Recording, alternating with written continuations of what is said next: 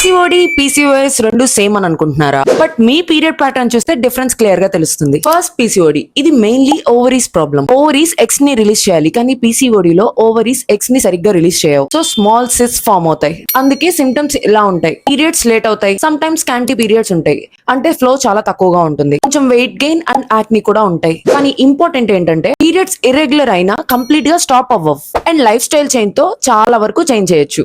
Now PCOS తో problem ovaries మాత్రమే కాదు, ఫుల్ బాడీ హార్మోన్స్ ఎఫెక్ట్ అవుతాయి. బాడీ ఇన్సులిన్ ని ప్రాపర్ గా యూజ్ చేయదు అండ్ మేల్ హార్మోన్స్ ఆండ్రోజన్స్ కొంచెం ఎక్కువ అవుతాయి. అందుకే సిమ్టమ్స్ కొంచెం స్ట్రాంగ్ గా ఉంటాయి. పీరియడ్ మిస్ అవ్వచ్చు, మంత్స్ కి ఒకసారి మాత్రమే రావచ్చు, some times very heavy flow, some times scanty, facial hair fall and especially belly fat తగ్గడం చాలా కష్టం. సో సింపుల్ గా గుర్తు పెట్టుకోండి, పీసీఓడి లో పీరియడ్స్ ఇర్రెగ్యులర్ బట్ వస్తాయి. పీసీఓఎస్ లో periods unpredictable or even miss అవుతాయి. PCOD equal to ovary problem, PCOS equal to metabolism plus hormone problem. Exact గా మీకేముందో తెలియాలి అంటే సెల్ఫ్ డయాగ్నోస్ చేయకండి, డాక్టర్ ని కన్సల్ట్ చేయడం ఇంపార్టెంట్. నేను ఆల్రెడీ పీసీఓడి పీసీఓఎస్ మీద చాలా కంటెంట్ చేశాను. ఇంకా మీకు క్లారిటీ కావాలంటే చెక్అవుట్ మై రీల్స్. ఈ వీడియో మీకు యూస్ఫుల్ అనిపిస్తే సేవ్ చేసుకోండి. ఇంకెవరికైనా హెల్ప్ అవుతుందంటే షేర్ చేయండి.